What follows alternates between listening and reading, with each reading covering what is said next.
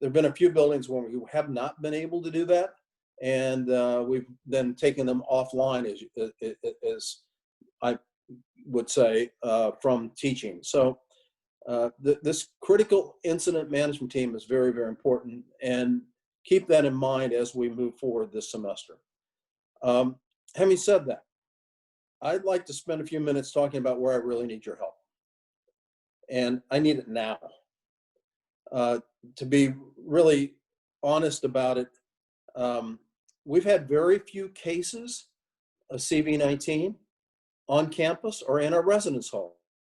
I think most of us thought that the residence halls would be a really lightning rod for the virus, but we've done a pretty good job so far of keeping people in the residence halls very safe. But we're having an explosion of cases that are originating in the downtown nighttime bars, clubs scene. And it is really, really troubling for me. And I'm not actually blaming you as much as I am people who operate the bars. And I'll say more about that in a second. We've been now working with the partners in Johnson County, public health officials in the state, the city council, the board of supervisors, the board of regents, even the governor's office. And I'm just exceedingly disappointed that the bars have failed to comply with the rules set forth by the governor, originally in a proclamation that went out in July 2020, and then it was updated just recently on August 21. And what it basically specifically says is that it requires those establishments to create 6 feet of separation physically in their establishments. They also specifically say that there's no standing. People need to be seated at the bar or at a table. And there's a specific limitation on the number of keeping the number of patrons in an establishment to make sure we have 6 feet of separation. I've done the bar crawl over the last few days. What I saw this weekend is quite bluntly just atrocious. We were not following those orders. The bars, I think, I can't speak for them, but they weren't following that mandate. And this specific failure to follow that proclamation is really threatening our campus. It's placing all of our safety in jeopardy. And I would need your help in demanding the change that we need to require. I will, as I said, we're talking to a lot of people. I'll be doing that again tomorrow. I've got an op-ed piece that's going out here quickly, soon, to the entire community. We just cannot have another weekend like we experienced. So I'm hoping that you individually and collectively will maybe even have a resolution and send it to the appropriate people here. The bar owners specifically need to understand. I think the County of Public Health need to understand that our students are aware of this and student leaders are concerned about it as well. I will, again, talk to the state officials here, already have, and will again tomorrow. And you should also know that we've sent several links. If you have difficulty finding them, I'll pick on Connor. Connor will help you find them, to submit the violations to the state of Iowa. And it will get you the link if you'd like to do that, if you see that. We just really, we want you on campus. We know how to keep you safe. We can't deal with what's going on off campus. And I get a large number of emails from perhaps even some of you saying we should move online. I'm prepared to move online, but that won't fix this problem. We move online, we would also have to reduce the density. And to reduce the density means people need to leave the community. And we have no authority over that. So I need your help to actually enforce the laws that are already here. And it is becoming critically important that we do that. So I'm ringing the alarm bell here. And let's understand, we want to keep doing what we're doing, because I think I've come to the conclusion that we can keep you safe and even in face-to-face education, as well as over 70% of our student credit hours will be taught this term online, and that probably will grow. So online is not the issue as much as it is what we're doing when we're not in class. And I think the bar owners, quite frankly, are letting us down. So thank you for helping to the extent that you get so motivated to deal with that. Now, there are other issues that we also will face and we're currently going through. And I won't bore you. Some of you have heard me talk about our financial situation. What we're currently doing is probably the most expensive path we would have, believe it or not, which is trying to run some percentage, small percentage of our courses face-to-face, another percentage online, providing support for both of those different environments. And then on top of it, providing a lot of PPE and a fair amount of testing that's going on. And so we are sitting in a precarious financial situation. And the state decided to deappropriate us once again. They kept every element of the state government whole. Said another way, whatever the budget was last year, they got the same amount this year, except for the Board of Regents institutions. And they decided to actually deappropriate us by $8 million. I'm upset about that. I don't know what we're doing to deserve that degree of smite. But the state has a rainy day fund. If this isn't a rainy day, I don't know what is. So at any rate, that's one portion of this. Then the increased expenses. So we're struggling through in a number of respects. That's my problem, not yours. We should be aware of it. And again, to the extent many of you meet with state legislators, please help them understand how important it is what we're doing here. We did get support from the federal government early on, back in probably late March. And there was always a promise of another step. That seems to be all bollocksed up in the current Congress in DC. And I'm not terribly optimistic about that. And then, of course, we have substantial major unrest across the country as it relates to social injustice, the Black Lives Matter movement, largely triggered by George Floyd and Breonna Taylor and other really inappropriate actions in our society. And we have actually, and I think probably Sarah Hansen's on this call, to the extent you haven't, we've decided to actually rethink and reimagine our own safety and security force on campus to show, hopefully the way in which we can make some significant improvements. We've got a very specific set of actions we've laid out for the last couple of years. We've doubled down on, and we'll continue doubling down on executing against those actions. I met with a group today trying to make sure that we actually, I think about 25% of our student body now is underrepresented minorities and or first generation students. We don't quite see that same percentage in our staff and faculty. So we've got a lot of recruiting to do. Right? We're spending some time today really focused on that. So that's a very, very important area for us. The other area that's really important for us is the student success. Your graduation rate numbers are, we can do better. We leave it at that. And we've had that as a target for quite a while. And I think these issues compound because as we now have a larger and larger percentage of online education, I'm worried that a number of first generation students, actually the data nationally says their persistence level, their ability to stay with what we're all doing. I spent all day in this seat looking at the screen. It's tough. I think we're all finding it challenging, but some groups actually check out quicker than others. And the data says that the first generation students may struggle more. So now then we need to start figuring out how we actually engage more with those groups. They're actually 25% roughly of our student body. So we've got some work to do there, and that will be a key priority. And I know Sarah and Angie and others are really focused on, as well as the provost office. So we have a great legacy here. This is an exceedingly challenging time. with the CV-19. It's challenging how we teach. It's challenging how we have out-of-class experiences. Our safety is being challenged.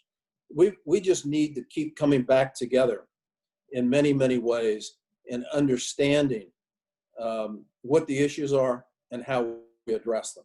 I'm very comfortable looking at you and say, we know how to run this campus pretty doggone safely, given all the work that CIMT has done over the summer and the changes we've made to the campus. The thing I'm right now just sort of twixt in between is what we do off campus, and I need help. So I'll stop there. I think I just took about 18 minutes or so. I apologize if that's too much, but I'd be glad to see where you would like to take the conversation. And I'd encourage, if Angie or Sarah Hansen are on the phone or on the line and they want to add anything, I would encourage them to do so. Angie, yes, hi. Sarah wasn't able to join us tonight, but I'm here, and okay. I think you summarized it beautifully. So we're happy to answer questions. Liar. We will open it up for questions now. Reminder to use the hand raising feature. I see that Joseph, or Senator Hagerty, already has a question, so take it away. Hi, so this might be like a 30-second question, but I just wanted to say hello. My name is Joseph Hagerty. I am the Committee Chair for Sustainability as well as the LGBT+ Constituency Senator. So we met a couple months ago. This is asking to President Harold, and we discussed the ways that we would help the LGBT+ community stay safe and still feel at home at the University of Iowa, given how frightening the times were just a couple of months ago. And after talking to so many of my constituents, it's clear, especially those living in the residence halls, that there is no way for students to feel safe at Iowa right now. And to be fair, I'm speaking from experience because 2 months ago, I had COVID-19. I got it while working at a restaurant similar to all the restaurants that are open now in Iowa City. And the problem wasn't necessarily that I had constant fever of 102, the lingering cough that I still have, but it was living in the same house with my dad and my brother, and knowing that at any time, if I didn't follow the rules properly, that I could infect them. And I don't know if my dad would get out of it properly. I never knew, because it was a constant fear that I had to have, and it still frightens me to this day. And to know that getting tested is so difficult at the hospital, that symptomatic people are not being tested. I've had 2 COVID scares already just since classes started. And I guess it's difficult for me to talk about this because it makes me scared to know that there's so many more students that are getting sick. There's so many more students that have to go through the trauma and the fear of living in the residence halls, not knowing if people are going to be in a class with them that are positive, that haven't self-reported. And it's scary. And I know so many students that are unable to take a gap year. I'm not able to do that because of my scholarships. Like, I would not be able to come back to college. And especially my RA friends who have been around people who are positive, and there's nothing that can happen. And I know that there's so many students that are scared. And I guess this gets to my question of how many students, community members, faculty, Hawkeyes, like how many students have to get sick? How many students have to die? Or how many students have to go through I went through? How many Hawkeyes have to go through before legitimate, meaningful action is taken that students have been asking for so many months? Great question, and I'm so sorry that you've gone through that, and I'm glad. Presumably you're feeling better. And I've also had a family member go through exactly that and the same set of fears. So I have a lot of empathy for what you're going through. You said one thing that I just want to correct. Anyone who's symptomatic will get tested. And maybe you said maybe you meant to say asymptomatic. I heard you say symptomatic. So now, and secondly, so anyone who's symptomatic will get tested, period. We decided to focus on that because of trying to preserve our testing. Whether we like it or not, we still have limited reagents and capacity for testing. And I'll come back to that if you don't mind. But the asymptomatic, we've now started to open up more reagents and capacity. And so in the next few days, and maybe Angie, you know more of the details, we are now going to be opening up a couple of locations. One is the Quick Care, I believe, over at the UCC, and maybe even something closer in the middle of campus for anybody wanting. I'm going to sound like Trump here, and I don't mean to, but anybody needs wants a test will be able to get it, whether you're symptomatic or asymptomatic. So we're opening that up so we can get better data on that. Having said that, a lot of your concern was about the residence halls. I will tell you the residence halls look really, really good right now. I'm more concerned about the Greek system, to be honest with you, because the numbers don't look very good. When somebody tests positive, we then say, where do you live? Where were you through the contact tracing? Residence halls look quite good. That's the reason I can look you in the eye and say, that doesn't mean we have some cases in the residence halls, but it's very minor relative to what I'm seeing in other parts of campus. So then how many will it take? I will tell you, you're at a good place in terms of healthcare. And I don't want anybody to get sick. I didn't want my daughter to get sick. But on the other hand, we're at a very good place. And I actually fear that if we actually close everything down, that actually, other than people in the residence halls, which we can close down, the rest of the 25,000 students who don't live on campus will stay largely in the community. And that scares me more. That's the reason I'm after the off-campus behaviors more than I am, frankly, in the residence calls. So anybody getting sick is too many. We've had one death out of over 500 patients in our hospital since the beginning of summer. Last night, there were 21 patients in the total hospital with CV-19 out of 840 some beds.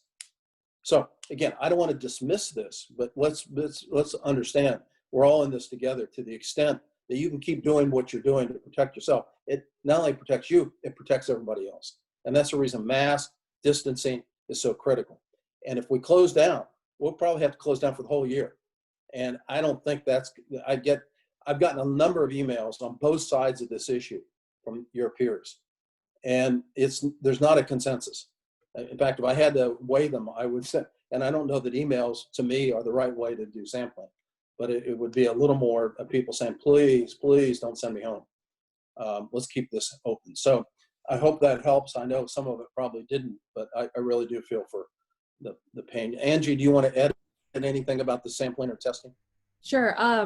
As President Harold said, we're really looking at the testing. We've heard, as we've discussed on both sides of the issues, concerned about the access to testing, the availability. We know there were some concerns as students returned and wanted to go to the hospital. And so we've been partnering with the hospital and student health. Student health will be expanding their hours. We're also looking at some weekend options. And then as President Harold shared, we are going to start expanding some testing to the Quick Care that's in Old Capitol Mall, as well as trying to put up an East Side testing location that's more accessible to the East Side residence halls, East Side students. More information we hope will be out tomorrow. We're waiting for some last updates from the hospital on that, but we do plan to communicate that out to campus, in particular to students. We're going to start directing students to student health and to using university resources instead of going to the hospital so that we can quickly respond and address your concerns and have you work closely with those who are used to working with students. We know there's been some concerns with communication from the hospital side because they're used to working with full-time staff or healthcare employees. So we want to make sure that you're getting the information that you need as students in order to follow the expectations, but also the guidance that we have in place. And if I may, one more, because I've spent the summer, I'm an engineer, I'm not a medical professional, but I've spent much of the summer because of Big Ten and athletics and decisions we had to make there, as well as issues going on campus.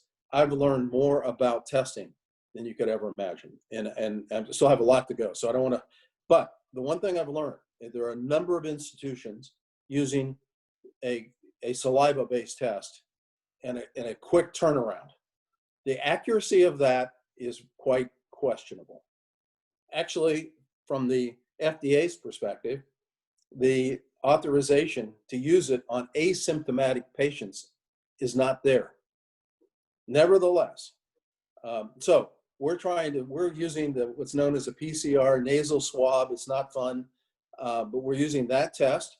I'll give you one example of someone I know who took that test and was positive, then went to a major city in the United States and had several spit tests, if you will, that were negative.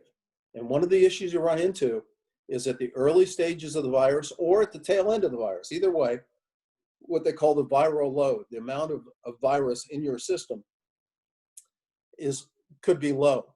And as a result of that, it doesn't show up in your spit. It will in that painful probe that goes into your nasal passage. So one of the things we've been trying to do, have done, is to make sure we're doing the right type of testing.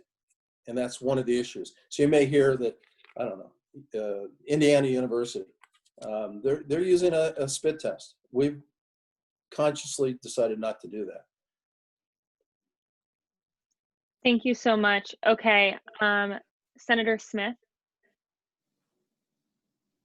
Hello, my name is Libby Smith. I just wanted to, originally my question was going to be about testing, but since Senator Hagerty already touched on that, I'm going to talk a little bit about RA concerns. I'm an RA in the residence halls, and let me be frank, almost all of the RAs that I know are completely terrified. I share a bathroom with 30 other people, which is not ideal. So I have asked this with housing and dining, but just for the university in general, I think that the mask policy needs to be harsher. And I have gotten responses, but I reiterate it again. Just personally, in my experience going on rounds, I get quite a bit of pushback from residents getting upset with me for asking them to put their masks on, even though they're required. And basically the policy is not strong enough in my opinion. Telling people, well, you can eventually get a conduct meeting if you do this enough times doesn't really work. It's also kind of like I was walking on campus because I had an in-person class today. There's a whole bunch of people walking around with their masks around their mouths and not their noses. And so the email we got today talking about the high levels of compliance, to me, I didn't really see that on campus. And so I'm just wondering if there can be a harsher policy, again, in the residence halls and on campus in general in the buildings. I know there's already a policy there, but in my opinion, in my experience, and also other coworkers' experiences, it is not working. And there's a lot of kids who just don't want to listen and think they're invincible, and they don't care to wear their mask, especially in the residence halls. I'm going to turn to you, Angie, because you're a lot closer to the RA residence halls. But I do want to say you're doing exactly the right thing in numerous respects. One is, I think we all need to get comfortable. Me too. When somebody's too close to me, I have to learn how to say, excuse me, but could you back off a little bit? Or you have your mask to your point down under your chin. That's wrong. So we all need to coach each other without getting into an argument in a really awkward situation. So we've got to figure out a way to all help everyone else. Having said that, that's not your job. That's not your primary job. But you're doing it the right way from what I can hear. Mm-hmm. And we now need to help you. And we now need to actually make sure the mask is being enforced. I've been encouraged as I've walked around campus, seen most people, and not most, I only saw yesterday one person without a mask. I wasn't out there for hours. They gave me encouragement. But from what you say, we got an issue, we're going to deal with it, and we'll start ramping up the enforcement. Because the three things we can do all the air conditioning stuff, we can put the plexiglass up in classrooms, but you know what? At the end of the day, it's the 3 W's. We've got to wear a mask, we got to watch our distance, we got to wash our hands. So that's on us. Angie, over to you. Yeah, Libby, this is extremely helpful, and I appreciate the feedback, because we need to know if there's concerns, because as President Harold said, you know, many of us have been out and we've been seeing the majority being compliant, which has been great to see. But if there are gaps, we want to know about them.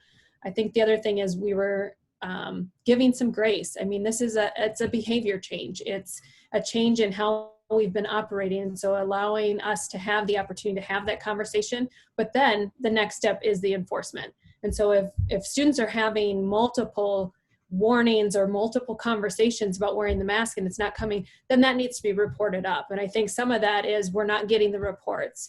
You know, every morning, myself, Vice President Hansen, the Director of Student Accountability, and the housing staff, we all read the incident reports, all of the incident reports, and seeing that some things are being let go, some students aren't being documented, some students are just getting a reminder, but we don't know who those students are. We have a challenge in terms of following up on that. So the more that we know, the more that we receive in terms of reports of concerns, or my resident just is not listening to me, that's when we can address that. And we are more than happy to start addressing that. We know that there's concerns about students not following some of the quarantine, and so we plan to start addressing that differently. So some of this is just us needing to be aware. And so the incident reports help us. We've had people reporting through the Dean of Students Report a Concern form. We're following up on those. We've had students using even the FM at Your Service about concerns in the classroom about other students or even faculty. And so the more reports that we receive, the better we can understand where our gaps are, and we can then move to enforce that. And so we're more than willing to start stepping in and helping you have those conversations, as well as enforce the behavior that we're seeing. Here, here.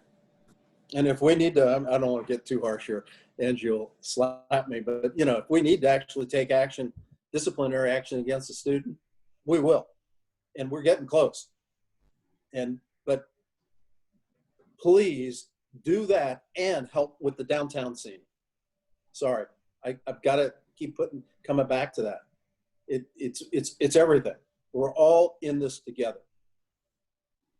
Yeah, there are multifaceted concerns here. And, you know, as Vice President Hansen, for those who have heard, shares, it's a wicked problem. You know, we've got multiple factors we're trying to address. And so the more that we know and receive, the better that we can do in terms of responding to concerns. So we just ask that you continue to report, whether it's downtown information, it's on campus, it's in the residence halls, let us know. But we will start following up. We'll be sending disciplinary letters later this week to students who have not done their training. So we're starting to enforce it that way. And so we just need to be aware of what's going on. Thank you so much. Director of Justice and Equity, Ruth Kasai. Good evening. Thank you, Sam. So yeah, my name is Ruth Kasai, she, her, hers. I'm a fourth year student, and I'm the Director for Justice and Equity this year. And so I have 3 questions, and hopefully the first one is a quick response, because I think this is something that a lot of students have been wondering. And you might have touched on it earlier, President Harold, but it was still coming off somewhat confusing to me. So if we need to move online, whose jurisdiction is that? Who makes that final call? Is my first question. It would be a recommendation from the CIMT. And then who does it go to you then? The only reason I would say no is if it were illegal or get inconsistent with our values. Therefore, if they make it, I'm with them. Okay. And then my second question is more of a story from a student who's not in student government, but they were unable to join. And so they asked if I could share their pieces. And so she said that, one, she's overall extremely concerned about how we're on campus this year. And so she lives off campus, and she has a roommate who has to take 4 classes. They have not been able to get the online accommodations. And so, and she cannot take a semester off due to the financial concerns that Joseph stated. And so on top of that, they have family members from the roommates in the house that have terminal cancer, stage 4, and then cannot see them because now they're in contact with the community through the in-person classes. So even if one roommate is taking all online classes, if another roommate has another 4 in-person classes, that contact is not it's still going to happen. And so this student is more so wondering what is the actual point of saying that there's choice, because it sounds like also the president of the university is saying a lot of that all students have choice, but that's not necessarily true. Not all students have been granted the TALA. Not all students are actually able to take all their classes online for a variety of reasons. And so what is then the actual rhetoric of saying that there's choice when students don't have that choice and they're terrified? Obviously, it's my turn. Obviously, the rhetoric is useless unless we enforce it. I would like to know why. So she should approach me or Angie or anybody else. I'm not aware of any particularly TALA accommodations that have been denied. If somebody wants to go online, go online.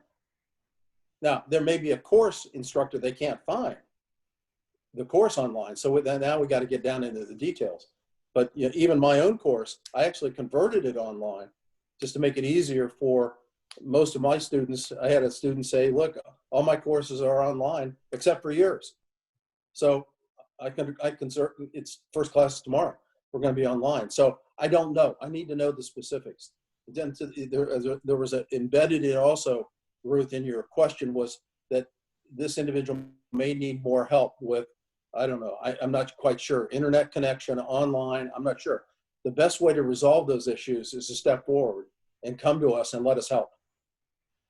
Angie, do you have anything to add? Yeah, we're messaging out this week. We've heard some concerns with the TALA process, especially through SDS, or some of the other processes where students aren't sure where to go. So we are going to share information. Student Care and Assistance in my office is going to navigate those directly with faculty members and advisors to make sure that if students want to go online and have the ability to go online, they're able to do so. So I would encourage the student to reach out to me or just to the dos@uiowa.edu, and we will work directly with the college, the faculty member, and the advisor to make sure. There are some challenges. If students have a lab course, I know there's been some challenges in terms of how they can accommodate that into the online format, but I have been working very closely with the provost office. We'll message this week, but we are willing to do what we can.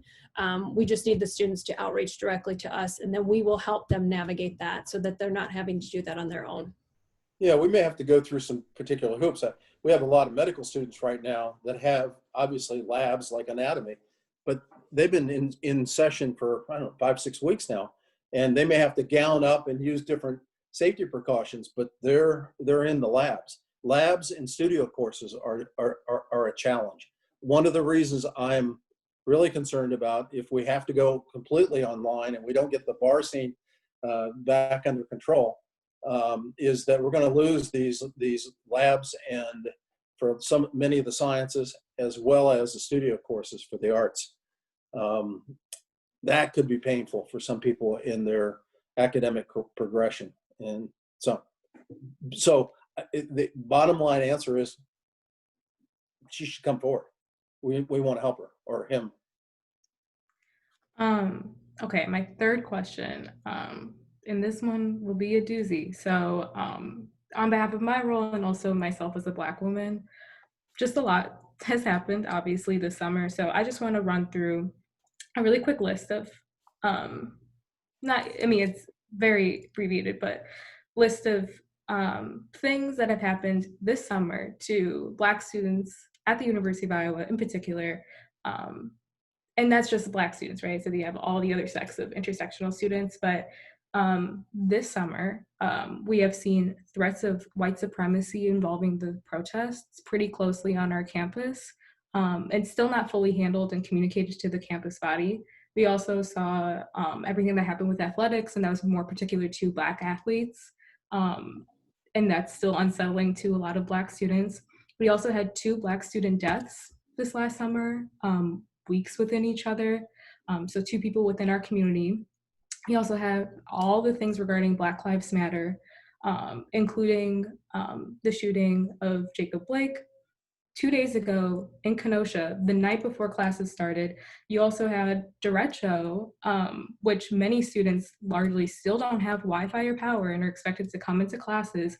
And you have COVID-19 that is disproportionately affecting Black communities. So that is all to say, there is a lot happening for Black students on our campus. And out of my own frustration, I think it's really frustrating that the rhetoric right now seems to be that what's keeping us from going all the way online is a bunch of white students that are going to the bars, because that is everything that is right now, right? And so I'm wondering more largely, how can Black students and BIPOC students, but specifically Black students right now, trust your office and the University of Iowa to take their concerns seriously, considering all of these really short, abbreviated things that I just listed, in which is an incredibly traumatic moment for myself and I think for a lot of Black students as a whole. But it's not really consoling to me to hear that what y'all are saying is keeping us in the hinge of like living or dying is a bunch of like white students that go to the bars, even though it is also the institution as a whole, right? It's a both and, because like more students would not have moved here in the first place if y'all called it off a few weeks ago, right? So that is my third question. And I don't even know how to begin to answer that, to be honest, other than anything that looks like white supremacy, we have made it very clear, get it out of here, and it doesn't belong at all on this campus, period. Any violence, any hate speech isn't tolerated on this campus.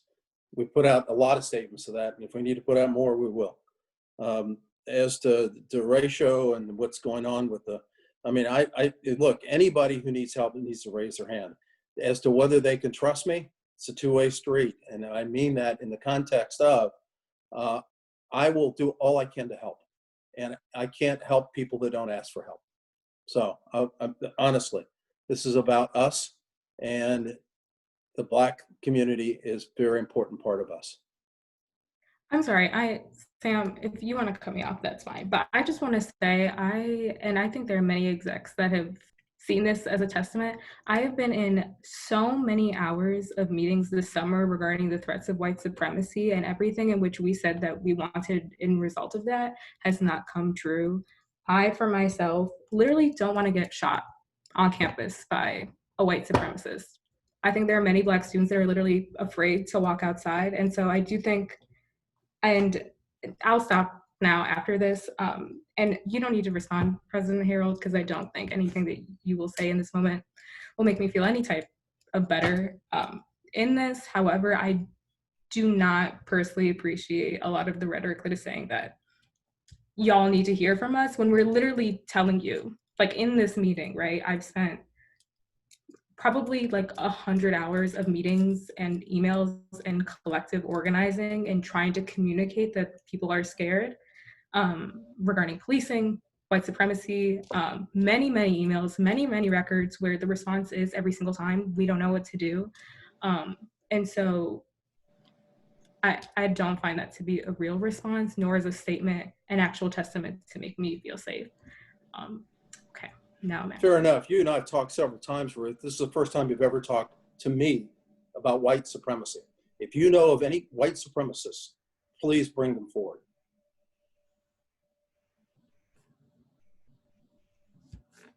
And I think to reiterate too, as President Harold shared earlier, there are committees. We're working on the policing. We're changing the way the mental health response is in the residence halls. We have a team that's come together that is working on the response for how we're going to manage things as fall semester progresses. If concerns arise, as the election comes to be, that information will be out in the next few weeks. Sarah is leading the Reimagining Public Safety from the Ground Up committee, and really looking at what does public safety look like on our campus? What does safety look like? You know, and we realize that safety looks very differently for a lot of our students, but it's important to us. And we know that we can't guarantee safety. We know we can have all the teams in place. We can have threat assessment looking at all the options, but what we want to do is work with you and collaborate and hear from you. And so we do have teams who are looking at things, and I know it hasn't been as quick as we would have liked, but the Reimagining Public Safety Committee is moving forward. We have a team looking at courageous conversations student spaces, support as we approach the election. We have another team that's looking on how we are going to continue to address hate speech and bias on this campus. And more information will be coming out about that. But we appreciate all of the advocacy and the information that you've been sharing. Thank you so much, Ruth. Senator Barron.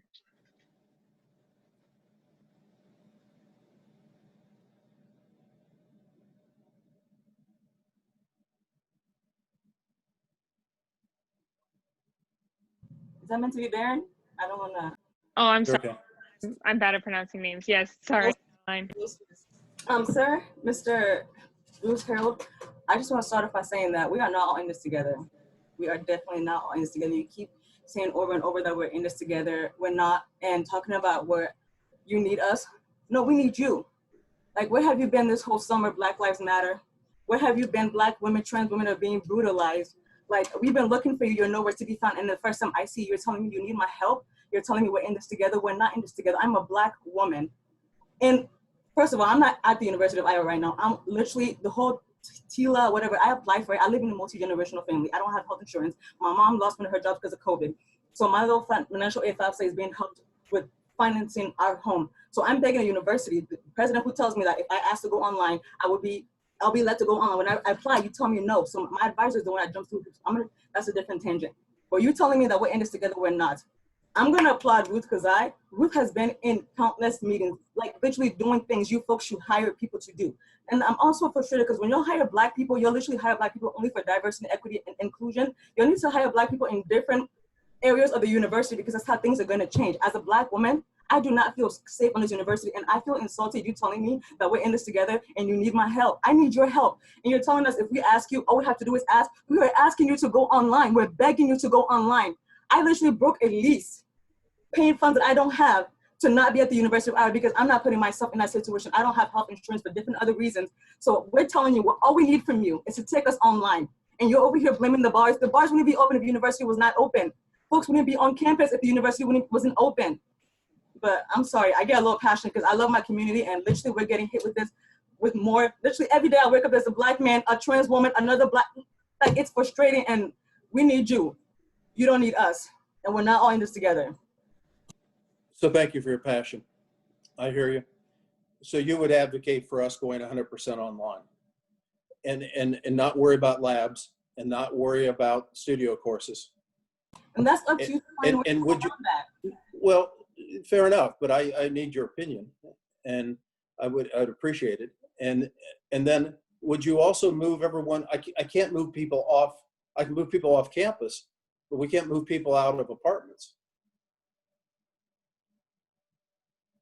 Literally, folks would not be on campus if you folks would have listened to us months ago when we begged you. Because I was in Iowa City. I worked this summer. I was in Iowa City working at the Chauncey Hotel. I would watch, not that many people were in Iowa City. Folks weren't here. When they realized that the campus was going to be open, if you open campus, folks will go out. You're expecting people to go through a global pandemic that people are going to distress other ways. You'll have to take the responsibility. You open the university, therefore the bars are open. They're going to accommodate to students that you have brought to Iowa City. Thank you. Are you taking any courses face-to-face? Nope. Okay, thank you. Okay, Emily Manders. First, I wanted to really commend Adeline and Ruth for their statements that they made. It was very strong and passionate of you, and I really impressed by it. But the second thing I want to talk about is the whole bars in Iowa City, and if we would just wear masks. I work at a restaurant in downtown Iowa City, and I know 100% that even if we wore masks, managers at these restaurants are not allowing the employees that work there to enforce the mask rule. They're not allowing the employees to say, hey, you can't sit next to each other. They're not allowing it. If I'm allowed to say, hey, can you put on a mask? But if they don't have a mask, I still have to serve them. And I don't think you understand that I still have to be put in danger, whether there is a mask rule or not. We just have to shut down the bars. There is no in between. There's just shut it down. And secondly, I would like to talk about the fact that student government has made two statements towards administration. One, calling for classes to be online, and two, the cutting ties with ICPD, not to reform, but to cut ties with them. And you preach a lot about shared governance in itself, but there is no shared governance anymore when we have put out two statements and they have not been addressed at all.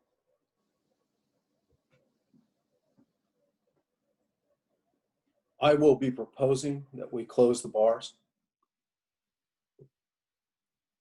No, I can't close the bars. But also, Emily, can I ask, should we also close the restaurants? Yeah, I would like my restaurant to close. Yeah, okay, I got that. I heard loud and clear. I got 412 emails from students. They were all the same, but they said one clear thing: discontinue the university's support and relationship with ICPD. We don't have any fiscal support of them, but we have a working relationship. We've got a fair number of students, 25,000, who live in Iowa City. And we've got not as many, but a very large number of staff and faculty who live in Iowa City. And I'm not convinced that shutting that down and stopping any working relationship with them will do anything. But what about other than make students that have asked you to cut ties with them? I'm sorry. I'm sorry, I didn't hear your whole. What about all those students that have asked you to cut ties with them? You know, Yeah, I got not just your and I ask every person, what's the alternative? Because I think the alternative is pretty important. There are people who need help tonight, and those officers provide support. I just am not convinced that shutting it down is going to do anything other than perhaps make the community less safe. And so I'm waiting. I've been talking to studies about defunding police, and communities have become safer because there's more money being put into other resources that can provide, not the police. And I think those two, what are the two models? One is the New Jersey study, and I'm a huge proponent of what's going on in London. And I've been watching that for a number of years, because in London, it's a totally different training and the officers don't carry weapons. And so I think there are solutions here, but I think immediately cutting it off is actually a little dangerous. And so I'm really interested in what's the alternative. And I'm more than willing to work with students on creating the alternative. So far, what I've heard is just cut the relationships. And I don't see the alternative. That was the reason that we actually said, let's use ourselves as an example. We have a small police organization, 34 or so, and we had to reimagine safety and security on our own campus. Just so you know, I said to the mayor, and please put somebody on our group so you can watch what we're doing as we reimagine it and rethink it. And I think at the end of the day, there will still be a safety and security team, because when the phone rings and somebody needs help, somebody needs to respond. The question is, do they respond in a threatening way or in a helpful way? And that's what we've got to solve. It's atrocious across the country. I said the company. And so I'm very sympathetic to the issue. I just think the simple solution doesn't solve the wicked problem we've got. And so I'm more than willing to work on the problem, rather than just washing our hands of Iowa City or the state troopers or anybody else. That's where we differ. And at the end of the day, I took an oath to actually keep everybody safe. I'm not convinced defunding the Iowa City Police Department will keep us safer, but I'm willing to work on the problem. Thank you. Thank you so much, Emily. David Kafala Gerard, I didn't pronounce that right. Dave, you can go. Thanks, Sam. Hi, President Harold and Dean Reams. So I have several questions, and I'm going to try to make them very quick because I know we all have very precious time here. The first question actually goes back to something that Dean Reams said about RA reporting of wearing masks. So I'm an RA in Catlett. I apologize, I ran a little bit late because I was interacting with my residents. But I wonder, Dr. Reams, if you think it is that practical to have us as RAs be reporting the mask wearing. I don't think, based off of Libby's personal experience, sorry, the senator's personal experience who are RAs and my personal experience as an RA, I find that like being able to report people not wearing masks, getting student information, and submitting that form doesn't actually coincide with my role as an RA, and is actually extremely difficult for me to do. And so knowing that, if that process is not changed, I would just encourage that whatever data you get from those forms is taken with a gigantic grain of salt, that there's probably 10 times, 20 times more students than are actually reported, because those reports are made when we leave our rooms. But how often are we leaving our rooms if we're not going to class? And if you're not running late to class, then why are you leaving your room in a hurry? You know, I just question the practicality of that. I also wonder, Dr. Reams or Bruce Harold, President Bruce Harold, if there's any information that you have on closing down quarantine and isolation floors in residence halls. I know, for example, in Catlett, the dorm that I work in, that floor is still open for students to work or to walk through, which I find extremely unnerving, and that many of my residents have shown concern about. And it's not something that I can regulate easily as an RA, or my supervisors, the hall coordinators, can regulate easily. And so if you have any information on that, I would love to hear it. And my last question, very quickly, and again, I apologize if you have already mentioned this, I came a little late, is if there's a real solid plan. I know, President Harold, you've mentioned several times that the bars seem to be part of this multifaceted problem. I hear that as a community member of Iowa City for 21 years, I definitely hear that. But I'm wondering if there's a real solid plan that's been made with the city surrounding the bars, and if the university and the city recognize that that's part of the multifaceted problem of the pandemic, what the next steps are if we as a university say, oh, we propose that the bars close down. But of course, we don't really have that power. So what's the next step there? I'm curious to know. So What I'll start order do you? with, Go ahead, Angie. Go ahead. No, go ahead. I was going to start with the RA piece. What I was mentioning was some of the incident reports we're seeing where RAs are responding to rooms where there's 7, 14 people in one room, but we're not documenting everyone. And so typically in the past, RAs have always documented everyone in the room and got in that documentation. I'm not asking for RAs to go out of their way to approach individuals, collect information, but I think in the regular process of the standard RA position, when you're documenting individuals in the rooms, it's helpful to know who all those individuals are so we can use the progressive discipline process. Because if we're not collecting all of that, but going out of your way, no, it's not your primary role to be chasing down individuals who aren't wearing their mask appropriately. But when you come upon it, it's helpful for us to have that information and be able to respond as we've seen through the years. Whatever type of room or incident was happening, we've usually gotten everybody's contact information, but we're not getting that as much. And I recognize there's been a lot going on, and this is the second day of classes, but it's just something to think about in terms of how we can help support you all by disciplining students, but we have to figure out who those students are. And so just in the course of when you are responding to incidents, if you're able to get all the information, that's great, because then we can follow up. If not, we'll continue to reinforce this messaging. What about walking through the quarantine? Oh, yes. Sorry. Yes, we are working on addressing some of those pieces. There was some fire code and egress issues. So I know that housing, we are talking about that, and we're continuing to work on addressing some of those pieces that are supposed to be in place that haven't been in place yet. So I know that they're going to be working on that. I think the other piece of that is a medical piece, which is, as I understand it from the medical CIMT experts, there's no evidence that this virus sticks on surfaces. Now, we've been cleaning surfaces anyway, but its half-life is really, really short, other than when it's around humans. I think even other animals are not as subjected to it. The other question is closing the bars. Yeah, I lay awake a lot, lay awake at night thinking about this. So first of all, let's understand there are some bars and restaurants that are directly in violation of the current order from the governor. So I think I'm going to talk to the governor about closing them down.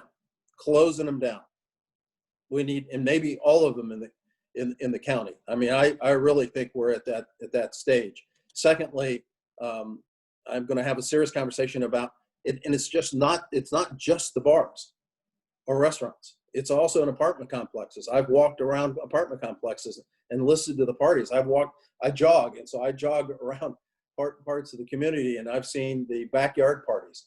I think we need to take a serious look at alcohol sales. I think we need to, this county has a mask order, but our sister institutions in Iowa State and UNI don't seem to have mask orders. Some appeal to the governor about letting county by counties specifically do that. By the way, if that doesn't work, then we're going to have to take more serious steps. I'm fine with going online. The problem is it doesn't solve this problem. It just fundamentally doesn't. So we're going to have to also go into fraternities and sororities and work with them. And I think one of the issues I've seen in another part of the country is they actually said no one can go in a fraternity or sorority house unless they live there. And same for parties and other things that we're doing. So we've got some of that already in place. But that's a very good question. We're going to, and part of what I'm asking for is, as you see violations in restaurants and bars, you weren't shy with me about, at least 412 of you weren't shy about writing about defunding Iowa City. We had that conversation. If you could get active on this, I'd appreciate it as well. It might really help us. And sorry, Sam, just a quick follow-up, because I think an important piece of my question has to do with feasibility, and I just want to press you on that a little bit, President Harold, because something that I've noticed, at least, if we just want to talk about city, the city ordinance, for example, if that's even the right word, the mask mandate, police officers themselves that I've witnessed do not wear their face coverings, and they are direct representatives of the city. And so I think about like the feasibility of what you're talking about, which I think, maybe the bars probably should not be open. Not even they shouldn't be open. But the feasibility of asking for that in a red state, for example, what's the next step if Governor Reynolds says no? I mean, I think that this is at a level of concern where, I mean, what is the backup to the backup?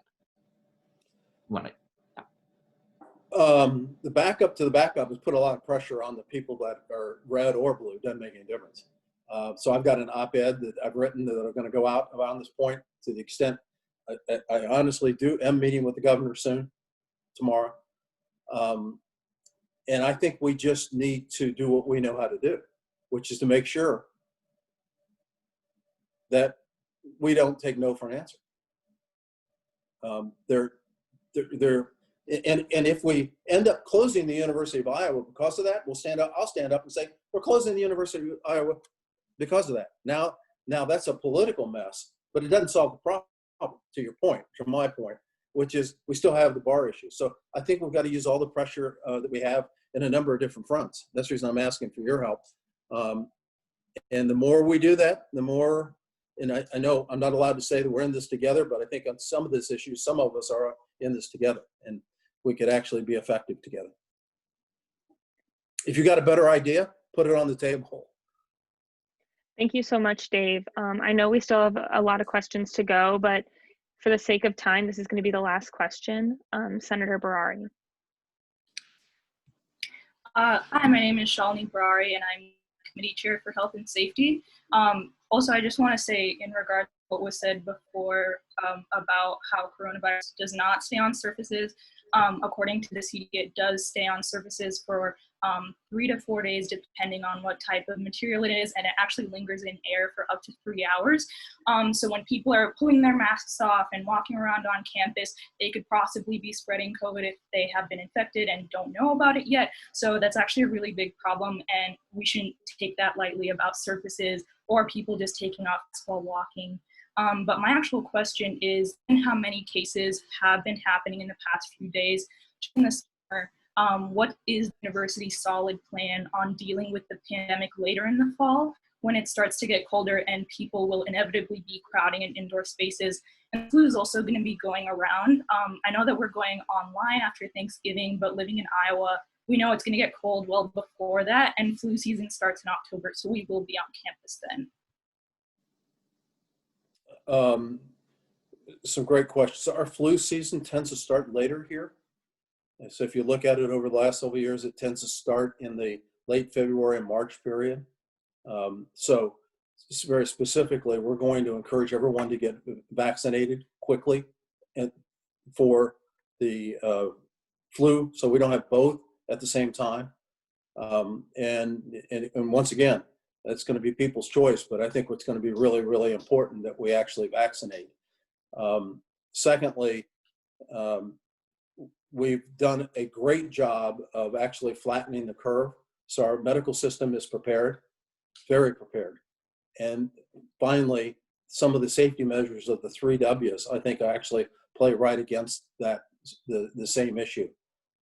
So we're going to protect ourselves by the 3 Ws, vaccination. I'm not real optimistic, even though I hear all the rumors that you're hearing or the stories about the vaccination for the coronavirus. I don't think that's going to happen in this time frame. And if we need to, then we will actually, after Thanksgiving, not have anybody come back until the latter part of January. So that'll give us a little, and hopefully during that period, they've gotten vaccinated for the base flu, the normal flu. Angie, you want to add anything to that? No, I completely agree. I think we're going to start doing a lot of campaigns regarding the flu vaccinations. We've done a lot of work to update the HVAC systems, not to get into the weeds here from the CIMT perspective, but really trying to look at some of the air filtration. As you shared, you know, we do know this is more of an aerosolized virus, and so it does stay in the air. So we're really focused on how are we utilizing the HVAC systems. There's certain rooms and buildings that we're not using this fall because of that exact reason. And so we're really trying to make sure that our medical staff, our student health staff are prepared. They are ready to go. They're ready to start messaging. We will have the flu vaccines in place. We have the flu kits ready to go. And so we're going to continue to provide support and make sure that students are supported.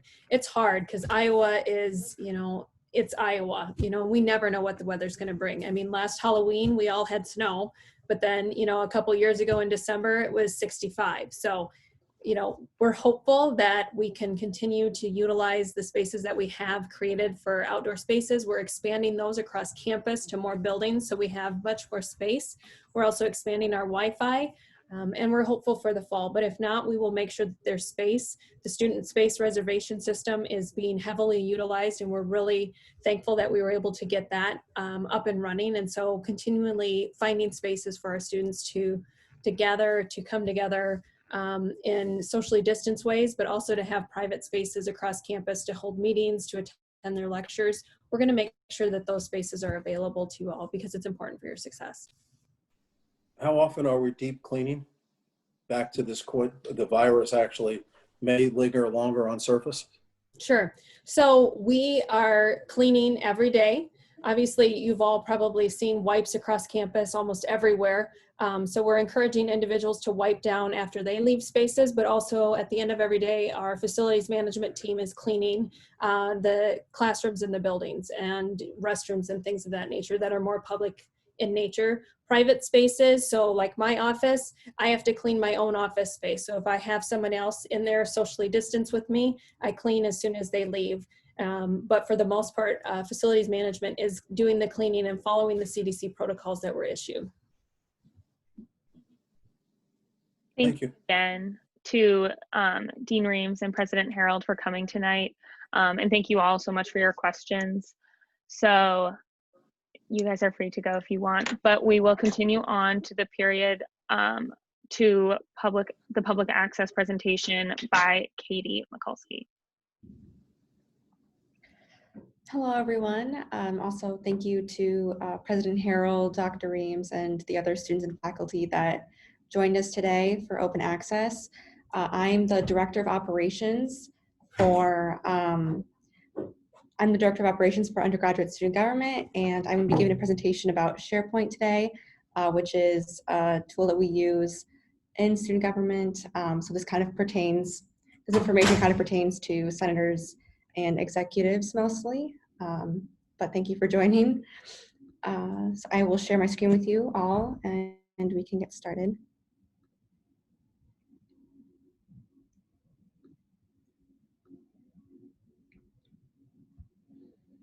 All right, as I reiterated earlier, I will be talking about the SharePoint and the USG Operations Manual, which is a resource that everyone involved in USG should know about. So SharePoint is accessible via your UI Office 365 account. Everybody has access to SharePoint through there. There's also 2 different links you can use.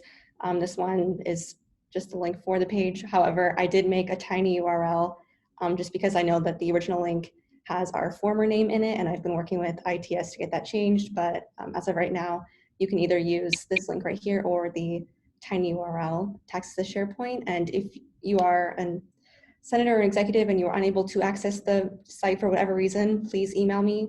I do believe everybody involved in the organization should have access. And what is SharePoint? It's essentially a resource to share access files, other USG information, and it is only accessible to current USG members, meaning that any information that is shared on the site is not available to other students or the general public. And there are a lot of different things you can do with the SharePoint that we as an organization use commonly. And I'll be walking through my SharePoint account actually and showing you guys the different tools that we utilize. But most importantly, there's My USG, which is a page where you can organize your tasks and initiatives as a senator or an executive. You can assign tasks to other people. You can access your committee pages, read the USG platform, and there are a plethora of resources for how to write legislation, how to approach campus partners, lots of other information that would be especially pertinent to your role in USG. And there are also request forms for different things that you might need, like a communications project, a website change, etc. So now I will be walking you all through my SharePoint page and just talking about the different information that you all will need. So can everybody see my SharePoint page now? Okay. So this is what the home page of the SharePoint looks like. So once you access that through Office 365 or otherwise and log in with your Hawk ID and password, you'll be taken to this page. And just right off the bat, I want to point out some important links on the home page. For example, we have the comms team project request. This is one of the most utilized request forms. Our amazing communications team can make graphics, posts, Instagram stories, essentially anything social media related or media related to accommodate your requests for an initiative or any other reason why you would need a request. And they do ask that you turn in that form about 2 weeks in advance before your request.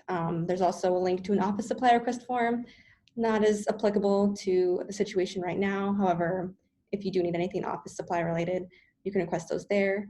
There's also an anonymous feedback form, which is obviously anonymous, that Connor and Mara and other executives will read to evaluate whatever your feedback is. And there's also tabs to create a new initiative, a new task, which I will discuss what those are later. And there's also a website and SharePoint request form for any changes to the website or the SharePoint. So now moving on to the My USG page. So if you've never used the USG SharePoint before, as I believe some of you senators never have, there is a personal page on the SharePoint, which is an awesome resource to be able to organize your tasks within USG. And especially this year with everything essentially being virtual for our organization, we really want to stress and emphasize the importance of using MyUSG to organize your tasks and consistently update whether they're completed, ongoing, etc. And as an executive, my MyUSG page might look a little bit different than yours. I have a position folder, which if you're an executive, you'll have a position folder. If you are a senator, you will not. However, you will be able to access every other executive's position folder, which will have files that pertain to their role. However, next I have my task list. So these tasks are either assigned from another person or I assign them to myself. And it's essentially a documentation of what I'm doing. It has, of course, some descriptions right here. And especially within committees, we do want to kind of normalize committee chairs assigning tasks to their members and so forth to kind of promote transparency about what's going on within different committees. And you are able to, add a new task, assign a task to somebody, and also check off if it's completed or not. And we hope that everybody uses this and also accordingly changes the completion status if necessary. And initiatives are a little bit different than tasks. These are more platform-based, and right now our platform for 2020-2021 is still in development. However, once we do have a platform, we will be updating the initiatives for different committees and different people in their roles, and we'll be assigning initiatives. I just made up something for the sake of this presentation, and you can see that it's actually assigned to a committee or a group instead of just one person. And right now I have the status as in progress, but that can also be changed according to the status of the project. And if you would like to create an initiative or create tasks or assign tasks to other individuals, those links are, as I mentioned before, on the homepage. Just moving along the sidebar, we do have a platform page. However, this is not up to date as our platform is still in development. However, once it is, this will be the easiest way to access it. Next, we have our documents page, which is really the hub of all the files that we have for USG, starting with former legislation, files from previous years. However, the two more important folders on this page, oh my goodness, pardon my emails, is the USG 2020-2021 page and our operations manual. So for 2020-2021, we have everything from cabinet position folders, initiatives folders, Senate folders. Essentially any information that you will need can be found in one of these 4 folders. And of course, if you ever do need help accessing something, you can reach out to me. I'll be more than happy to help. However, it is pretty well organized and straightforward. At least we try to make it like that. If it's confusing, please let me know. And then secondly, we have our operations manual, which is another important folder that I want everyone in USG to be aware of. Essentially, the USG operations manual has 2 parts. The first is a timeline of essentially any sort of event that transpires within USG, any sort of deadline for applications. Later in the school year, we have like Presidential Charter Committee applications. We have ABTS, conferences, different events that happen within USG that will be on the timeline, and that is accessible to everyone. And there's also USG operations resources, which is a really awesome tool. It essentially has documents that walk you through almost anything USG related. There's common legislation templates, which I know for senators will be especially useful. For example, there's guides on initiatives, initiative tracking, finance forms, even documents like how to start an email to a campus partner. Essentially any activity USG related, there will be a guide or a how-to found in this operations manual. And because it is so important, I did make another tiny URL for it as well. And that is tinyurl.com/USG operations manual, which will take you to this page right here. And if you are not logged into your Office 365, you will have to do that. But I do want everyone to be aware of this resource and for it to be as accessible as possible. Next, we have committee and team pages. Senators, you should know what committees you're on. I'll go to internal as an example. There'll be a list of initiatives. Of course, these are completed because they're from last year. A list of internal affairs tasks, or your according to your committee tasks. And there's also a list of committee members, which is really awesome if you need to reach out to somebody. And this form should have a lot of pertinent information about the individuals on your committee. And next up, I'll walk you through the USG members page. Now, I know earlier in the summer, I sent out a mass email to everybody to fill out a directory for USG. So everybody involved with the organization should be on this page, and essentially contains contact information, committees, years of experience, phone number, position name, and there's also a way you can access former members of USG if there ever is an issue, you know, with a former piece of legislation or a former project that you would want to reach out to somebody who used to serve in your position. You can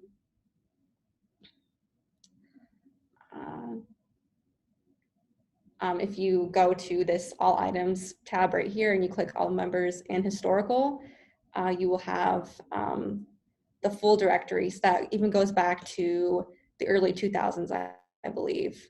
So that is a very cool resource that we have. And lastly, I'll walk you through the useful guides page. There's more guides that are on the operations manual for stuff that the operations manual doesn't cover. You can also find in here, including common acronyms, because I know a lot of our documents might have acronyms that if you have not previously been involved with USG, it might be a little confusing. So those can be accessed there. And lastly, there on our homepage, there is a link to a YouTube playlist in which the former director of operations from a couple years ago created videos that walks you through SharePoint. However, I would be more than willing and happy to answer any questions that you may have. So I would even recommend that you reach out to me first before watching these videos.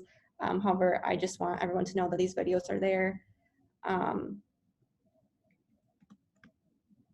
So some other things to remember before I conclude my presentation is to utilize your MyUSG page. So I find this page especially important because it is a really easy way to organize your tasks and just promote transparency within the organization as we are virtual. And I would also encourage you to use the request forms as needed. As the director of operations, I am I am the kind of go-to person for SharePoint and website changes. So that form goes straight to me. And the other request forms go straight to the individuals that work on those initiatives. So they're really the easiest way to request something if you need it. And essentially just taking your part in making SharePoint routine and uniform for USG, because especially this year, as I mentioned plenty of times before, we do want to stress transparency within the organization. And lastly, I did also send out an email about the headshot, and I want those headshots by August 30th. There's more information in the email.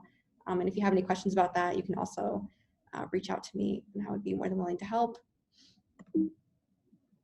And And there's my email. My full name is actually Catherine. So that is my email address, and I would love to help out. And thank you so much for joining me today. Are there any questions for Katie? Thank you so much, by the way. That was fantastic. And I can't stress enough how important knowing how to use SharePoint is. So if you have any questions, just raise your hand now.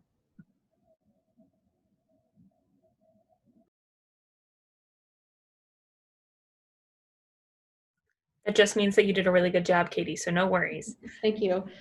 And I will type my email in the chat as well, so that you all have it. So thank you very much. And our final open access guest tonight is Vice President Mara Smith, and she's going to be talking about the programming budget. So, woo. It's actually Mara and also Director of Finance, Emily Hagedorn. Pew, pew, pew, pew, pew. Yeah, so basically this summer, me, Emily, Ruth, Dave, Patrick, Paul, and Adeline were on a committee to make the programming budget. We did it a little differently this year, which is not really important for you to know, but basically it's already been voted on because the legislation said that just the members of the committee had voted on it, but what we're going to do right now is show it to you. 1 second. I had it up and then now I don't. So now I have to find it. Okay. Do I have the ability to share my screen? No. Can I share my screen, Sam? Yes, I'll make you a co-host.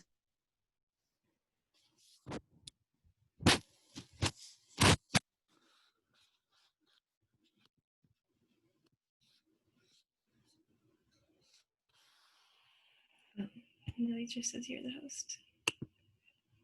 I forgot I had to be host to do that, so that took me a second to figure out. You should be. Okay. No, wait a minute. Why can't I share that? Sorry, everybody. Oh, here it is. Okay. There we go. So this is, can everybody see this Excel sheet? You just need to see this part. I actually can't see anybody's faces for validation. Yeah, okay, cool. So basically just, I think the actual number was like $56,614, some random number like that. So we just did 56,000.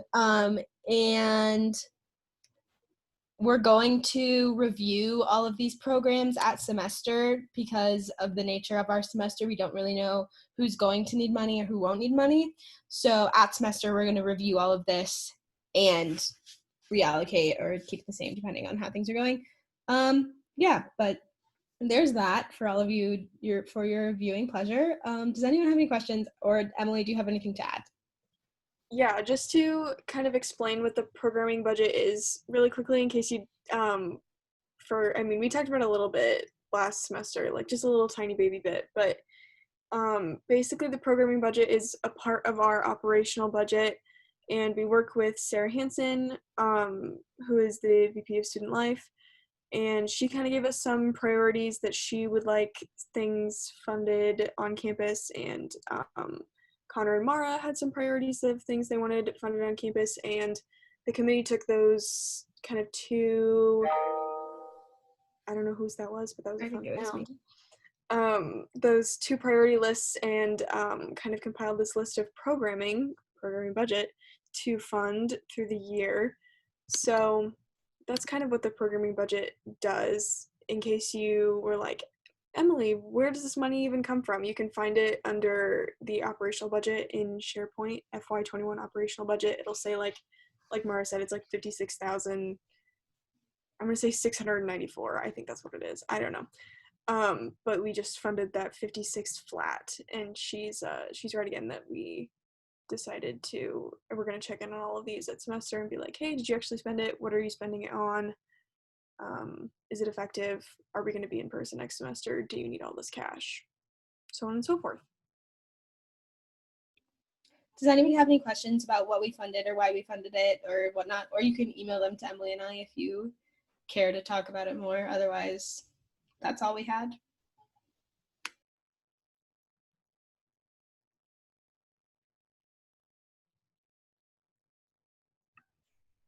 Any questions? I don't think, I'm not the host right now, so I cannot see if you are raising your hand. Jack can, but if you do have your hand raised, you can speak.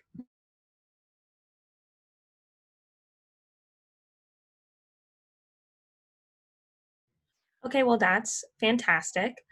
So we will now move into, that's the end of open access. Thank you all so much for really having a passion tonight and asking some really fantastic questions. I'm really appreciative of it. But seeing as we're now going to move into a period of old business. Seeing as there is no old business, we'll move into a period of new business. Seeing as there is no new business, we will move into a period of announcements. So give me a second, I'll pull that up.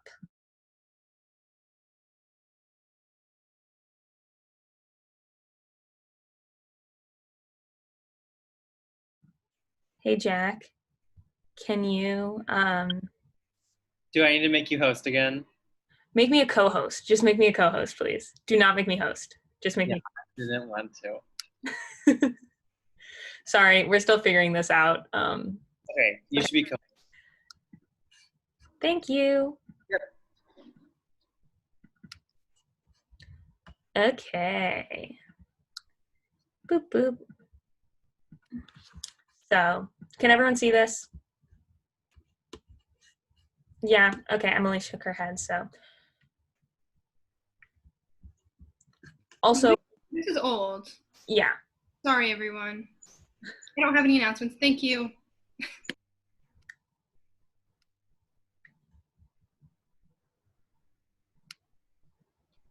Okay, swag. No announcements for external. Thank you so much. That's really helpful. If you don't have announcements, just let me know. Okay, hi. I know you just heard from me, but I'm Emily Hagdorn. My pronouns are she, her, and hers, and I'm the Director of Finance. We spoke just a little bit ago. It's been a while, so just some announcements. I know Bruce touched on this a little bit. Finances are a little bit weird right now for the university. By weird, I mean really crazy. So if we go online, as we all know, no summer fees were assessed, and the student activity fee is our main source of revenue to run like all of our programs and things that we fund. So if we end up going online, that was an email, some point during the semester, the student activity fee could be refunded. So we're just looking at our off the top programming. We're meeting with these groups just to be transparent with you all. We are just making sure everyone can have their fixed and operational costs covered. If something happens, if you are super concerned about this, or you are like, I'm in one of these off the top groups, I'd like to discuss with you more, feel free to shoot me an email or just call me or text me. And also be sure to be taking care of yourselves. I know it's super stressful right now. I'm feeling really stressed and scared, so I know you guys are too. So please, please, please be taking care of yourselves. Okay, that's it.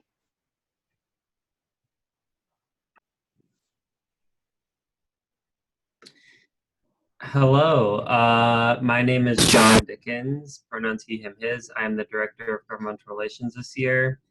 I just edited this slide, and before this was Hawkeye Caucus, which made me sad. Anyways, sorry for the bland slide, but only two things. Email or text me or call me, or any way to reach me to give me some ideas for state advocacy. We're looking for different things to advocate for to the state legislator, and I'd love to hear your ideas and thoughts. And the second thing is we are now part of Hawk the Vote's 90% challenge. Sierra will be working with the Senate more on this issue, but register to vote. I'm sure all of you already have, but if you haven't, or if you have friends that haven't, make sure they do that. And then if you can send them to be a voting ambassador with Hawk the Vote, I can put the link to that in the Teams or some other way of communication. And that's a really great way to get involved with civic engagement as well. That's all I have. No announcements tonight for city. Sorry, I did not know that we were supposed to be doing this, but my name is Verona, Director of Health and Safety, she, her, hers, and I have a couple of things to update. One of the things that I'm gonna really try and focus on this semester, if able, is mental health awareness. So if you have any discussions or points or topics or ideas and you'd like to chat about it, please, I'm open to having those conversations. Also, I was recently tapped on the shoulder by Barry, Director of UCS, to be on a search committee for another staff therapist that UCS is hoping to hire. If you have any comments, concerns, if you would like to ask questions, please forward those to me and we can chat. But those are all the updates that I have. Thank you all. Hi everyone, my name is Abby Crow, pronouns she, her, hers. I'm one of the co-chairs of Internal Affairs. I'm Catherine Shoemaker, pronouns are she, her, hers, and I'm the other co-chair of Internal Affairs. So exciting news, fall senator applications are now open. They just opened yesterday. We've already got some, really awesome because we have a lot of seats to fill. It's linked here, but it's also on our Engage page for people to find, or if you look up our website, it's under About Senate and Applications, and then it's one of the tabs they can click on. Please encourage anyone to apply. We really want to expand our reach, so also reach out to other clubs and organizations you're in. We want to really diversify our application pool, and that's all. Thank you.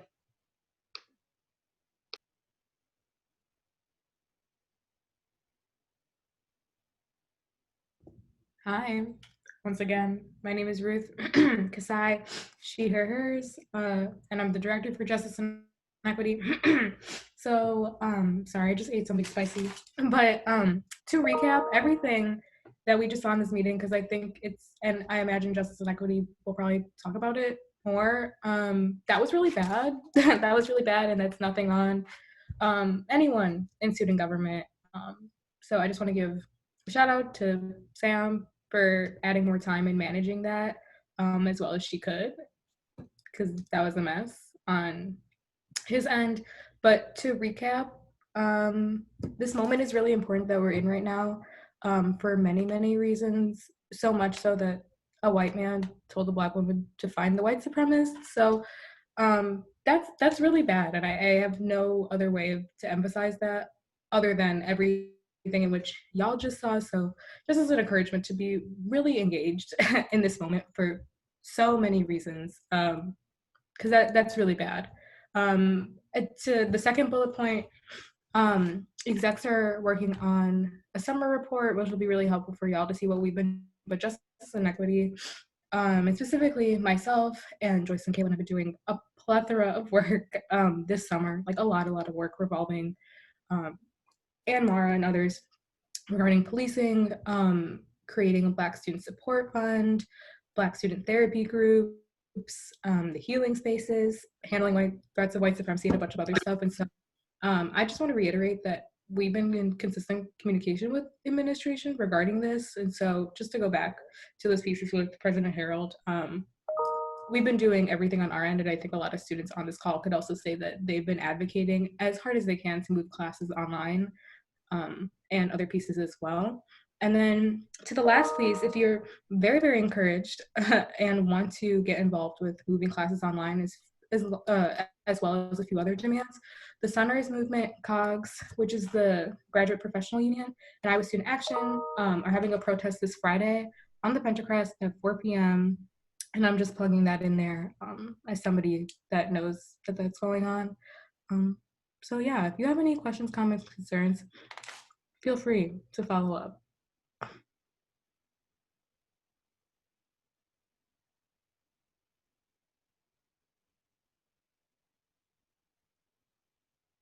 Dave, you got anything? Sorry, yes, I forgot that I was right there.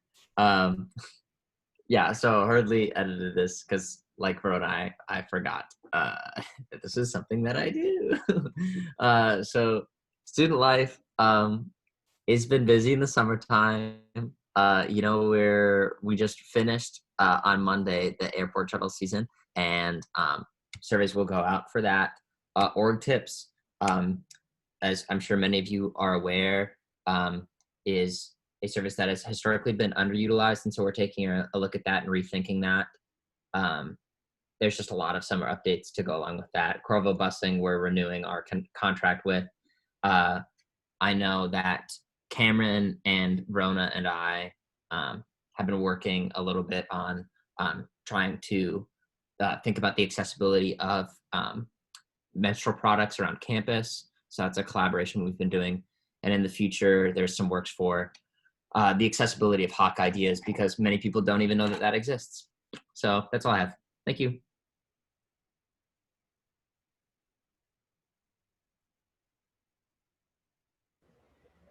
Yeah, to be honest, I don't remember making these graphics, so I'm assuming they're from last year, but same goes. Great job, Sam. The only thing I wanted to update is one, talk about residence hall recycling. So I know a lot of you are RAs or students in dorms. So I just wanted to go over that there is not going to be recycling in the dorms, except for what I've heard is dorms with dining halls. They are doing this because they believe there is a health and safety issue with recycling, even though everything's going to be at the dock. So they're still going to have landfill, they're still going to have compost. It's all going to be at the dock, just not recycling. This was approved by the emergency management, whatever they're called, team. Yeah, the Office of Sustainability was not consulted at all. It was just communicated to them. Yeah, so I will be going through that and tried to stop that. But yeah, I just wanted to make that clear to everyone if they're wondering where the recycling's at. And then also to just give a summary on the 2030 sustainability goals. Basically, they were supposed to be, the 2030 sustainability goals were supposed to be done in last spring semester. With COVID, it was delayed to October of this semester. And now basically the people in charge are not wanting to do it. So I would say that don't look forward to the sustainability goals. I mean, there's only so much I can do in forcing people to do their work, but yeah, that's just like my summer update. Thanks. Hi, everyone. First off, welcome back to student government, and I hope you all had a good summer as much as you can. Also, happy first week of school. Hopefully classes are going well. Mara, jump in here, whatever. I just put a bunch of stuff down. So reminder, we are Connor and Mara, and we serve as the president and vice president of student government. So usually, like I mentioned at the very end of last semester, is that this summer would be, an opportunity to create the platform, which is a shared goal. They're shared goals and initiatives of the student government that come from all of your campaigns, and Mara and I's campaign that we ran on in the spring. And so that process has been a little delayed due to all of the things that have been taking up our focus and our attention. But I'm working with a few of the senators on getting that out soon. So hopefully we can get that to you all for another round of feedback, and then we'll get that onto our platform section of the SharePoint. So senators, with the help of your committee chairs and executives, can really attach onto different initiatives that are there for you to start working on. So COVID-19, obviously this is a extremely difficult semester, probably the most difficult semester and year that any student government is navigating, I think, across the country. We have put together a task force at I think the start of the summer, I think shortly after Mara and I started, to come together as a group each week and update each other on specific things that we're working on within the university on COVID-19. And I also sit on one of those working groups of the critical incident management team that looks at contingency. So maintaining basic operations of the university, such as, the hospitals, our academics, housing, dining, some of that stuff. So that we've been looking at some of the metrics that you all have been emailed by the university. And then we're in consistent communication with administration about the concerns that we hear, whether on social media, whether you all email us. whether they're coming from RAs or people that we know. So we're continuing to bring those up to administration. And I urge you to reach out to us. And at the end, I'm going to put in a document for you all to put your questions on that weren't answered tonight, that we can share with Dean Reams and others in administration. So the office will look a little different this year. We are limiting the capacity because of the space within the office. So Mara and I, if you all haven't been there, and many of you I know haven't been in the office, Mara and I have our own separate office within the office suite, and then there's a conference room, and there's kind of two like areas with computers and booths. So we've limited down to, I think we're only going to allow, besides Mara and I being in our individual office, 4 additional people, and that might also decrease depending on how things are going. And that process essentially will look like you will reserve time in the student government office on the conference room system. So as if you were reserving the conference room, that would apply to the entire office. And I'm sending out an email this week about that. And there's some videos that they've put together in the past on how to reserve the conference room. So the conference room will act as a student government reservation system, if that makes sense. And as Sam has told you all, and Jack as well, throughout the summer, we're going to continue to be all virtual in all of our student government activities. So our Senate meetings will remain virtual. We're going to keep all of our events with our that we would normally do. So, you know, like we've had breakfast with UISG or recruitment events or, you know, green bandana pickup. We're going to prioritize virtual engagement as much as possible. And here I also wanted to put on a note regarding the bars. So there's a number of things that are happening that, you know, have developed in the last 24 hours that I'm going to work with our city liaisons and Verona on in regards to the bars, but an encouragement, and I'm probably preaching to the choir, but I really want to encourage you all to stay away from the bars as they are a very high risk area, as we all know. And so that is for your health and safety. That's for the health and safety of our community. It really is public enemy number 1, in my opinion. So, and this is a good Mara. segue into what I had to talk about. Yes, Instead of going to the bars, you can participate in our super fun USG social events. Yay! Yay! Okay, so what is it? Yeah, go ahead. well, I'm getting to it. So Oh. before this, we had our meeting and we couldn't decide on what we want to do for September. And so I made a little Microsoft form that I'm going to send in the chat in a second after I explain your options. So you're going to rank, there's 4 options and you're going to rank them. So the first option, and we'll probably do all of them eventually. We're just trying to decide what we're going to do for the first one. So your first option is like a sip and paint / draw / something event. So basically you'll get on the Zoom call and I'll put up like a thing on my screen that's like paint this or draw this or do whatever you can with the supplies you have at your own home. Or you can use the internet, Microsoft Paint or something like that, and do your own little drawing, and then at the end we'll all compare. And also the sip part is that you can drink wine if you want to, and you're of legal age. And the second one, so the middle 2 are both scavenger hunts. One is like an indoor scavenger hunt where we would all be on like a Zoom call, and I would give you like put up a list, and like whoever could bring back the things from their house or a dorm room the fastest, they'd get like points or something. And then the other one is an outdoor scavenger hunt, and I'm not sure the logistics of it yet, but it would look something like you would send me pictures of you at different places around Iowa City running around, and if you happen to do it with somebody else in student government that you are comfortable with being close to, that's between you and them, but I don't know. And then the other option is like online games like Cards Against Humanity, things like that, blah, blah, blah. So I'm going to send the form now. I think that's the form. Yeah.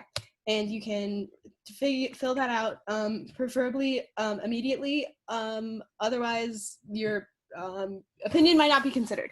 So you'll probably get an email about that tomorrow on the event we're going to do in September. So there's that. Awesome. But don't go to the bars. Yes, don't go to the bars. Go to the USG social events. It's really, really important that we also like connect with each other. I know I'm tired of being a little square on Zoom. So yes, definitely fill that form out and come to as many things as you can so we get to know each other. Last thing I just want to say, and this always applies to everyone in student government and beyond, but like reach out to Mara and I or anyone in leadership or your committee chair or your executive who are also, you know, leadership. with concerns or how you're doing or how we can help you, or if you have ideas or things that we need to elevate for you. If that's an email, if you want to send Mara and I or myself or Mara individually, like a 30-minute time to talk or an hour, like we are always open to it. And if you also like aren't comfortable with that, go to the anonymous feedback form and fill it out as well, and we'll get that. We just want to make sure that you all feel that your concerns are being elevated, and that this organization is serving you. So thank you for, well, first off, welcome back, and thank you for choosing to be in student government. We're really excited to work with you all. I'm sure you guys haven't heard from me enough, but I'm talking again, so can't do anything about it. First of all, thank you so much for tonight. That was really fantastic. And I'm sure we'll have a debriefing session soon, but thank you so much for participating and being really amazing representatives of the student body. So thank you. Now, senators are needed to help with info sessions for our recruitment process. And this brings me to who Herky's hero is this week, which is Sierra, because she did the On Iowa session, and that was really amazing for her. And Sierra, I'm going to send you a really fun background that you can use in classes, or you can choose not to use in classes because it might be embarrassing. But I put the link here. I'll also send it out in an email soon again. Jack sent it out if you want to look it up as well. But everyone has access to the announcements form, so you can come find that. Also, please read our emails. I send out a lot. I'm fully aware that I send out a lot of emails, but there's some really amazing things I send out, and sometimes they're fun. So keep that in mind.